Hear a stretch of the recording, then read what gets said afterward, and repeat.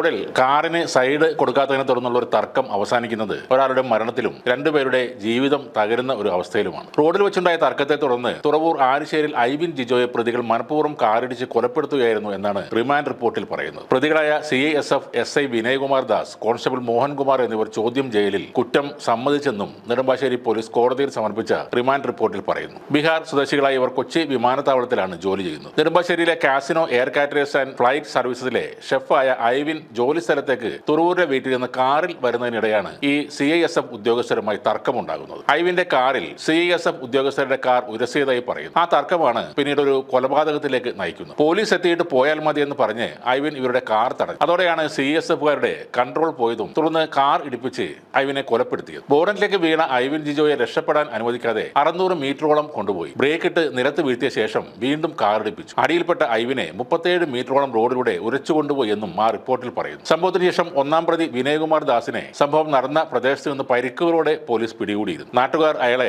കൈകാര്യം ചെയ്തെന്നാണ് ലഭിക്കുന്ന വിവരം. പോലീസ് വന്നിട്ട് പോയാൽ മതിയെന്നൊരു ചെറുപ്പക്കാരൻ തങ്ങളോട് പറയുമ്പോഴാണ് ഈ CISFകാരുടെ സ്വഭാവം മാറുന്നത്. തങ്ങൾ എന്തോ പോലീസിനേക്കാൾ വലിയ ആളുകളാണ് എന്ന ഭാവം തന്നെയാണ് അവർക്കുള്ളത്. ഈ നാട്ടിലെ ക്രമസമാധാന ചുമതല തീർച്ചയായും കേരള പോലീസിന് തന്നെയാണ്. വ്യാവസായിക സ്ഥാപനങ്ങൾക്കും സർക്കാർ പ്രോജക്റ്റുകൾക്കും സുരക്ഷ നൽകലാണ് പ്രധാനമായും ഈ CISFകാരുടെ ജോലി. നിയമത്തിന് മുന്നിൽ അവരും തുല്യരാണ്. പോലീസാണ് റോഡിലൊരു തർക്കമുണ്ടായാൽ അത് പരിഹരിക്കുന്നത്, അല്ലെങ്കിൽ നടപടി എടുക്കുന്നത്. അതേപോലെ തന്നെ വളരെ ഗുരുതരമായ ഒരു സാമൂഹിക പ്രശ്നമാണ് റോഡിലെ ദേഷ്യം എന്ന കാര്യം. ഒരു ട്രാഫിക് സിഗ്നലിൽ ഗ്രീൻ ലൈറ്റ് കത്തിയാൽ ഉടനെ പിന്നിൽ നിന്നും നീണ്ട ഹോണടികൾ കേൾക്കുമ്പോൾ വാസ്തവത്തിൽ മുന്നിൽ കിടക്കുന്ന വാഹനം കുറച്ചുകൂടി മെല്ലെ നീങ്ങും. നമ്മുടെ ഹോണിന്റെ ബലത്തിലല്ല മുന്നിൽ കിടക്കുന്ന വാഹനം മുന്നോട്ട് പോകുന്നത്. അതേപോലെ തന്നെയാണ് സൈഡ് കൊടുക്കാതിരിക്കുക എന്നത്. ഒരാളെ ഓവർടേക്ക് ചെയ്ത് കഴിഞ്ഞാൽ താൻ വിജയിച്ചതുപോലെ ചില പ്രകടനങ്ങൾ നടത്തുന്ന ആളുകളുമുണ്ട്. പലപ്പോഴും അത് അശ്ലീല ആംഗ്യങ്ങളായി മാറുകയും ചെയ്യാറുണ്ട്. റോഡ് എല്ലാവരുടെയും ഒരു പൊതുസ്വത്താണ്. നമ്മുടെ എല്ലാവരുടെയും അവകാശമാണ് റോഡ് ഉപയോഗിക്കുക എന്നത്. മാന്യമായി ഡ്രൈവ് ചെയ്യുക. ഒരാൾ എന്തെങ്കിലും തെറ്റ് കാണിച്ചാൽ അല്പം ക്ഷമയോടെ പെരുമാറുക. ഒരാൾ ക്ഷമിച്ചാൽ തീരാവുന്ന പ്രശ്നങ്ങളാണ്